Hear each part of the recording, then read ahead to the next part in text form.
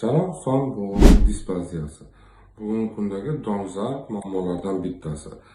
Bu nima? Bu chanoq son bo'g'inini rivojlanishini, yetilishini, shakllanishini buzilishi degani. Bunda ko'pchilik o'ylaydiki, faqatgina suyak tizimida o'zgarish bo'ladi deb, aksincha yo'q. Uni bo'g'imni hosil qiluvchi boylam, mushak, tog'ay, suyaklarni shakllanishi, uning rivojlanishini buzilishi, yetilishini buzilishi hamda son suyaklarni chiqib ketishi bilan birgalikda kechadigan kasallik bo'lib hisoblanadi.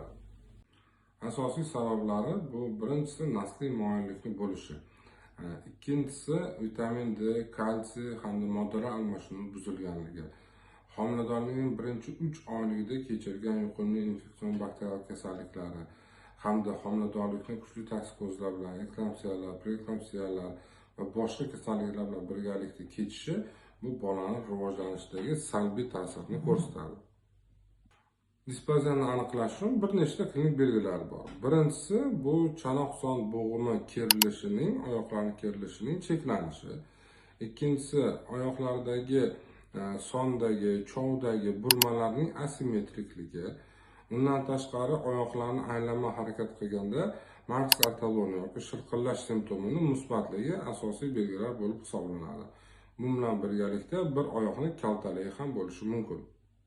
Diagnostikada erta yoshli bolalarda 3 oygacha bo'lganlarda UZI tekshiruvi asosan qo'llaniladi. Lekin shifokor tomonidan zarurat bo'lganda yoshidan qat'iy nazar rentgen tekshiruvi buyurilishi mumkin. 3 oylikdan katta bolalarda esa rentgen tekshiruvi orqali aniqlanadi. Bunda nimalarga e'tibor berishimiz kerak bo'ladi?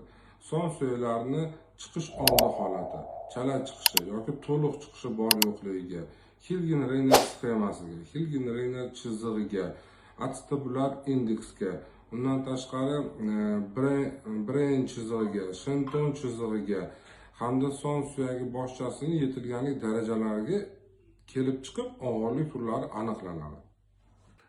Davolash qanday tartibda olib boriladi? Agar chiqish aniqlanmagan bo'lsa, faqatgina son suyagi boshchalarining yetilishi orqada qolayotgan bo'lsa, bunda asosiy urg'u bu ortopedik tartib, keyingi o'rganish, fizioterapevtik muolajalar hamda dori-darmonlar birgalikda olib boriladi.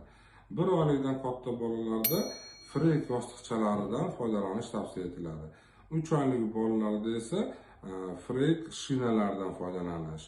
6 oygacha bo'lgan va 6 oygacha bo'lgan bolalarda tashqi klinika shinalari.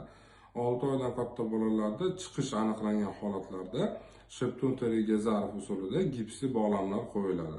1 yoshdan katta bolalarimizda bolani yoshidan, kasallikning og'irlik darajasidan kelib chiqqan holatda gips bog'lamlarga olishimiz mumkin. Mao usulida tortmalarga olishimiz mumkin. 1,5 yosh va undan katta bolalarda operativ jarrohlik amaliyoti ostida gips bog'lamlarga olishimiz mumkin. Gipsni olingandan so'ng albatta yana shina taqish tavsiya etiladi. Shinalar bir necha bosqichda bo'ladi. Birinchisi klinika shinasi bo'ladigan bo'lsa, undan keyin Vilenskiy shinalarga o'tkaziladi.